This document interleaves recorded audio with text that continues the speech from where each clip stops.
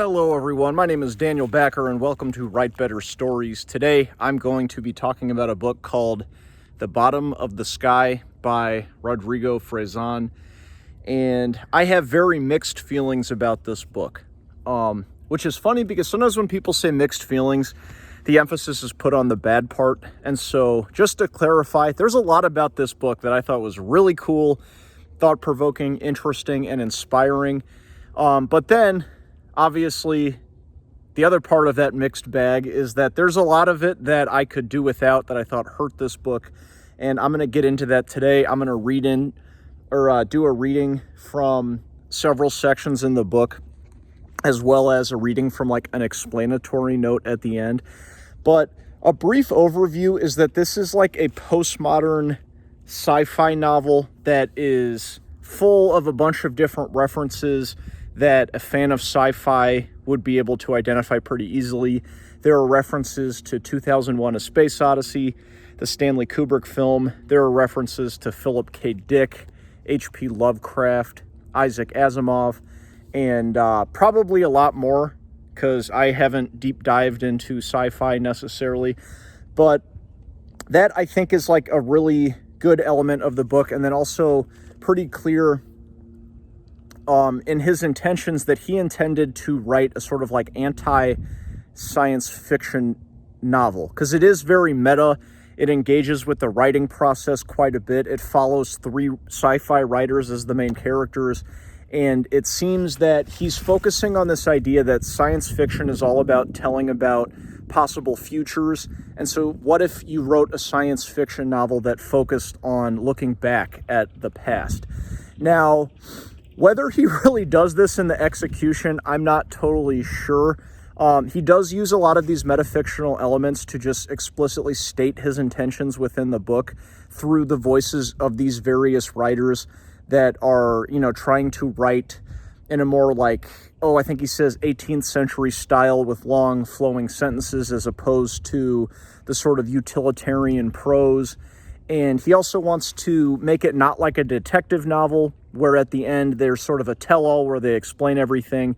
This book leaves a lot of questions unanswered, and I'd say that's part of what makes it not exactly satisfying. Not that I necessarily always want that. There are many books that I think are cool just to live in the world and to engage with some of those mysteries and not really having anything tied up. But I thought this could have benefited from like a little bit more clarity to bring some of these threads together. And he also has that explanatory note at the end where he describes what he was trying to do with the book. And before I read that little note, which is actually like a section copied from Slaughterhouse-Five, I think that this is also almost betraying that on his part, he thought maybe he didn't really do a satisfactory job with the book, because I think that like if you have to explain it at the end, then maybe you're worried that it's not going to totally come across. You could argue maybe he's just taking advantage of like postmodern awareness and saying like, who cares? I'm going to go ahead and describe my love for science fiction and what I was trying to do with this book. But like, again, I don't think the book really came together. It seems to be less than the sum of its parts. But again, a lot of those parts were very interesting and really cool scenically, and just very weird and really defying a lot of the trappings of the sci-fi genre. So I will give him props there. But once again, he did feel the need to give an explanatory note. And so I'm going to read that little section that he quoted from Slaughterhouse-Five that basically explains what he was trying to do with Bottom of the Sky. So it starts with him, and then I'll let you know when the Slaughterhouse-Five part starts. And one of the paragraphs I reread most from one of the novels I reread most by one of the writers I reread most, Kurt Vonnegut, is the one that goes like this. So this is from Slaughterhouse-Five. They were little things. Billy couldn't read Tremalfadorian, of course, but he could at least see how the books were laid out, in brief symbols separated by stars. Each clump of symbols is a brief, urgent message describing a situation, a scene. We Tremalfadorians read them all at once, not one after the other. There isn't any particular relationship between the messages, except that the author has chosen them carefully so that when seen all at once, they produce an image that is beautiful and surprising and deep. There is no beginning, no middle, no end, no suspense, no moral, no causes, no effects. What we love in our books are the depths of many marvelous moments seen all at one time. And then just like a little bit more, this is no longer from Slaughterhouse-Five. I like to think that this paragraph, which isn't just a great idea, marvelously expressed, but also a perfect and concise explication of Kurt Vonnegut's work and intentions, contains distant in time yet nearby in feelings of admiration and gratitude, the origin of Bottom of the Sky. So I think that might be a little bit of wishful thinking. I will confess, I actually don't love Kurt Vonnegut. I read Slaughterhouse-Five and I thought it was cool. Didn't really blow me away, but I think that like to mention himself in the same breath is a little bit hopeful, because I just don't think that this book holds together quite as well as Slaughterhouse-Five does. Even though that book is trippy and out of order, all of that seemed to still service Kurt Vonnegut's themes. Whereas this, I think it gets a little bit lost in its own exploration of trying to dismantle the difference between the past and the present and the future, and talking about futures looking back at the past that are currently the present. It doesn't really interest me as much as it make me say kind of like, who cares? I just, I don't know if it really taught me anything about the human condition. Not that it has to, but I was grasping for a little bit more in this book. That being said, there is a lot of good writing in it, and there is a lot of very indulgent writing in it. And so I'm going to do an example of both so that you can see for yourself if you want to check this book out anymore. But, I forgot to mention too, is that section in Slaughterhouse-Five, I think is very similar to Borges, who a lot of his metafiction was different from other metafiction, because frequently in metafiction what you'll see is them stepping outside of the text to comment on the text or to comment about storytelling, whereas Borges did a lot of this stuff where he would write a short story about another story that you don't really get to read, or almost like a story with a set of rules that we haven't come up with yet that exist on other planets. And I think that's super similar to Slaughterhouse-Five. I don't know if Kurt Vonnegut got that idea from Borges, but both Rodrigo Fresán and Borges were Argentinian, if I understand correctly. I hope I'm not wrong about that. And I've also heard that this guy was inspired by Borges, so take that for what you will. But again, I just get more of a sense of like fascination from Borges than I really got from this book. Maybe I'm trashing this too much, but just to break that up, here is a section that I thought was interesting, and this is him sort of musing about where the science fiction genre has gone. Besides, for a while now, readers of this genre seem to have migrated to other territories, to alternate worlds governed by myths more fantastical than scientific. The supposed innovation of recent years, the megalopolis like a sour and spilled Milky Way, outer space supplanted by computer wiring and neon lights and digitized drugs, the hacker occupying the role of intrepid tamer of meteorites, never really compelled me.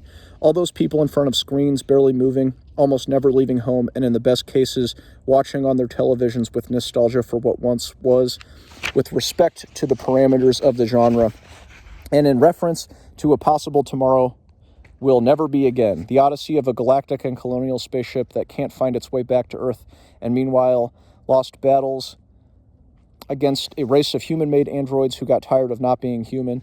And I've never really been convinced by those theories regarding visits from other worlds. It doesn't seem logical. Who would want to come here? For what?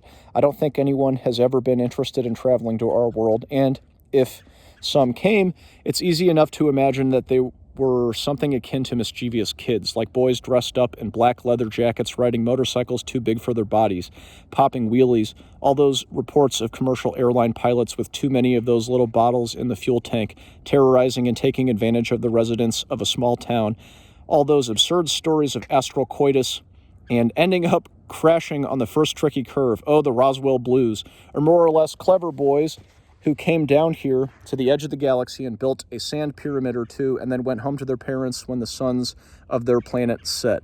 And that's it, nothing more. I feel it. I don't feel it at all. I don't feel anything anymore. There were never black men with silver pupils or triangles devouring ships and planes in the Caribbean. Earth isn't hollow, and nobody helped us erect sacred temples and their derivatives. No messenger came here to guide or paralyze us, and the halo of the Messiah isn't a spacesuit or an energy shield. We don't need a death ray to melt the poles and drown us. We can and are doing it on our own. We don't need the help of extraterrestrials to destroy our planet. The sun and the moon were never gods, and why worship an eclipse overhead when eclipses abound here down below, all the time, day after day? What time is it? Time to eclipse myself, to turn myself off like a television that's been on for too long with nothing watching or having the remotest control over its programming. So I thought that section was cool. Specifically the part of him being like, yeah, Hollow Earth didn't happen. The pyramids, whatever, who cares?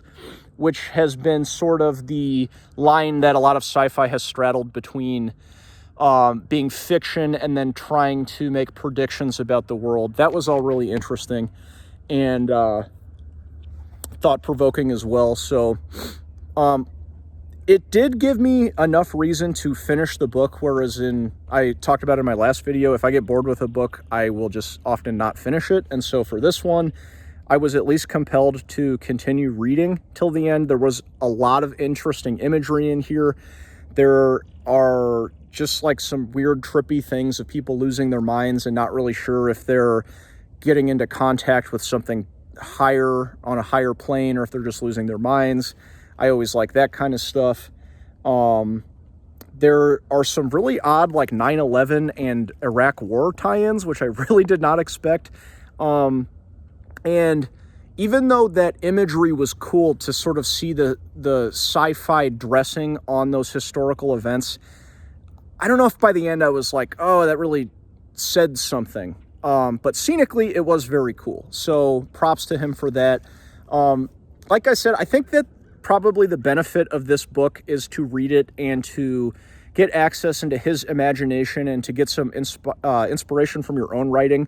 For as many criticisms as I gave of this book, it did remind me a lot of another book from this publisher and another writer, Antoine Volodine, specifically Radiant Terminus, because I did another video on him where I go a little bit more in depth, but I think that his stuff resembles that section from the Kurt Vonnegut section at the end of this book more than this book does, because it's not necessarily about the plot or the moral, but it's just this trip into this world that's super crazy. And I think for like the book Minor Angels by Antoine Volodine, he says, you won't get it when you're finished. You'll only get it in your dreams afterward. And as highfalutin and high-minded as that might be, it is, I think, good and imaginative, and you don't really mind that there's not a moral at the end. This one, as I've said 10 billion times,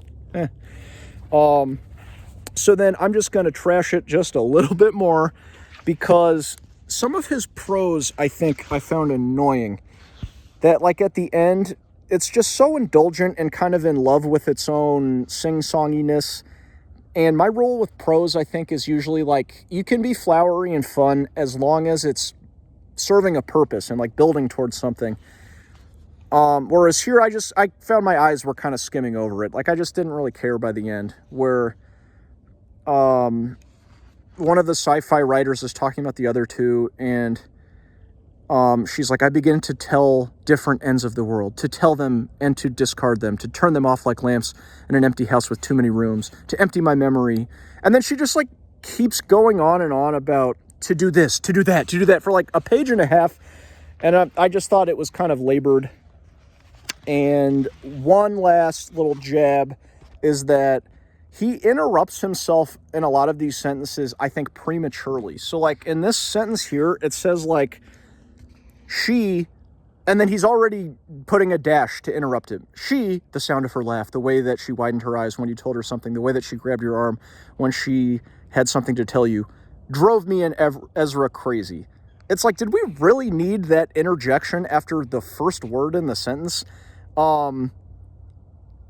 I thought, like, it just would have sounded a lot more elegant to have, like, broken that up, or not broken that up, and just put, like, she drove me and Ezra crazy with the sound of her laugh, the way that she widened her eyes. That just seems so much more straightforward.